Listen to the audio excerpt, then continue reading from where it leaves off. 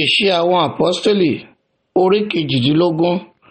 Lẹ́yìn nǹkan wọ̀nyí, Pọ́ọ̀lù jáde kúrò ní Átẹ́nì ó lọ sí Kọ́ríńtì.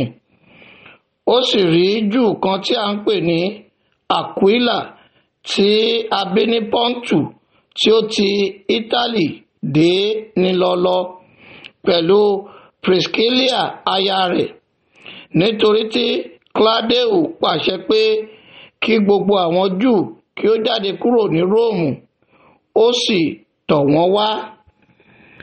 Àti ìtorí tí í ṣe oníṣẹ́ ọnà kan náà, ó bá wọn jókòó, ó sì ń ṣiṣẹ́ nítorí àgọ́ pípa níṣẹ́ ọnà wọn.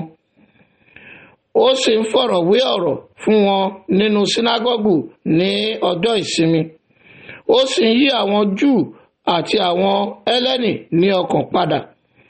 Nígbà tí Sílíà òun Tímótì sì ti Makedóníà wá, ọ̀rọ̀ náà kan Pọ́ọ̀lù lára. Ó ń fi hàn, ó sì sọ fún àwọn Júù pé Jésù ni Kristi náà.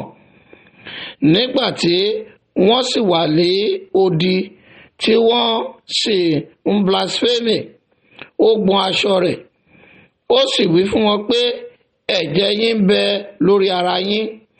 Ọrùn mi mọ́ láti ìsinsìnyí lọ, èmi ò tọ̀ àwọn kèfèrí lọ.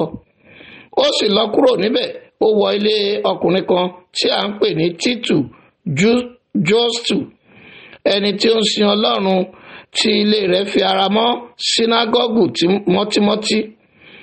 Àti Kíríspù olórí sínágọ́gù, ó gba Olúwa gbọ́ pẹ̀lú gbogbo ilé rẹ̀, àti ọ̀pọ̀ nínú àwọn ará Kọ́ríńtì. Nígbà tí wọ́n gbàgbọ́, a sì baptisi wọn.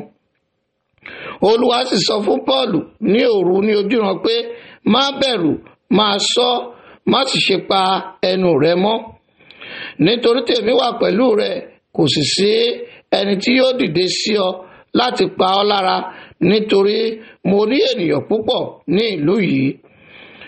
Ó sì jókòó níbẹ̀ ní ọdún kan òun oṣù mẹ́fà, ó ń kọ́ni ní ọ̀rọ̀ Ọlọ́run láàrin wọn. Nígbà tí Gálíónì sì jẹ baálẹ̀ Akáyà, àwọn Júù fi ọkọ̀ kan dìde sí Pọ́ọ̀lù, wọ́n sì mú wá síwájú ìtẹ́ ìdájọ́. Wọ́n wí pé ọkùnrin yìí yí àwọn ènìyàn ní ọkàn padà láti máa sin Ọlọ́run lòdì sí òfin. Nígbà tí Pọ́ọ̀lù ń fẹ́ àti dáhùn, Gálíónì wí fún àwọn Júù pé ìbá ṣe pé ọ̀rọ̀ búburú tàbí ti jàgídíjàgan kan ni, bí ọ̀rọ̀ ti rí, ẹ̀yin Júù, èmi ìbá gbè yín. Ṣùgbọ́n bí ó bá ṣe pé ọ̀rọ̀ nípa ọ̀rọ̀ àti orúkọ àti ti òfin yìí ni, kí ẹ̀yin kí ó bójútó fún ara yín, nítorí tí èmi kò fẹ́ ṣe onídàájọ́ nǹkan báwọn nì. Ó sì lé wọn kúrò ní ibi ìtẹ́ ìdájọ́. Gbogbo àwọn Hélènì sì mú Sósítẹ́nì olórí sínágọ́gù, wọ́n sì lù ú níwájú ìtẹ́ ìdájọ́. Gálíónì kò sì sú sí nǹkan wọ̀nyí. Pọ́ọ̀lù sì dúró sí níbẹ̀ ní ọjọ́ púpọ̀. Nígbà tí ó sì dágbére fún àwọn arákùnrin, ó bá ọkọ̀ lọ sí Síríà. Àti Priskílà àti Àkúílà pẹ̀lú rẹ̀. Ó ti fá orí rẹ̀ ní Kẹ́ńdréà nítorí tí ó ti jẹ́jẹ́. Ó sì sọ̀kalẹ̀ wá sí Éfésù, ó sì fi wọ́n sílẹ̀ níbẹ̀. Ṣùgbọ́n òun tìkálára rẹ̀ wọ inú sínágọ́gù lọ, ó sì bá àwọn Júù fi ọ̀rọ̀ wé ọ̀rọ̀. Nígbà tí wọ́n sì bẹ̀ pé kí ó bá wọn jókòó díẹ̀ sí i, ó kọ̀. Ṣùgbọ́n ó dágbére fún wọn, ó sì wí pé èmi kò gbọdọ̀ ṣàìmá ṣe àjọ ọdún tí ń bọ̀ yìí ní Jerúsálẹ́mù bí ó ti wù kí ó rí. Ṣùgbọ́n èmi ò tún padà tọ̀ yín wá bí Ọlọ́run bá fẹ́. Ó sì ṣíkọ̀ ní Éfésù.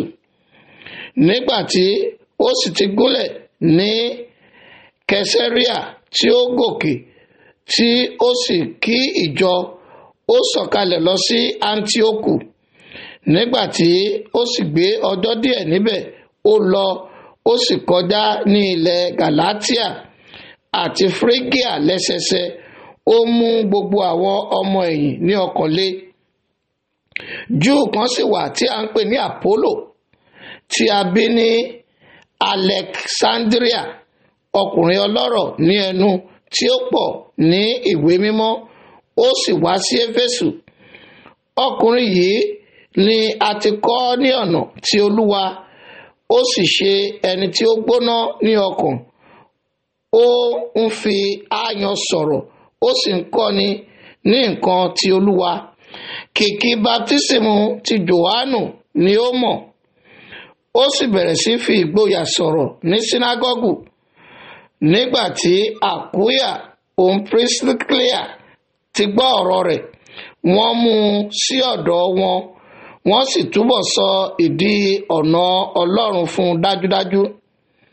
Nígbà tí ó sì fẹ́ kọjá lọ sí Ákáyà, àwọn arákùnrin gbà á níyànjú, wọ́n sì kọ̀wé sí àwọn ọmọ ẹ̀yìn kí wọn kí ó gbà á. Nígbà tí ó dé, ó rán àwọn tí ó gbàgbọ́ nípa oore-ọ̀fẹ́ lọ́wọ́. Ó rán àwọn tí ó gbàgbọ́ nípa oore-ọ̀fẹ́ lọ́wọ́ púpọ̀. Nígbà tí ó sì sọ àsọyé fún àwọn Júù ní gbangba, ó fi hàn nínú ìwé mímọ́ pé Jésù ni Kristi.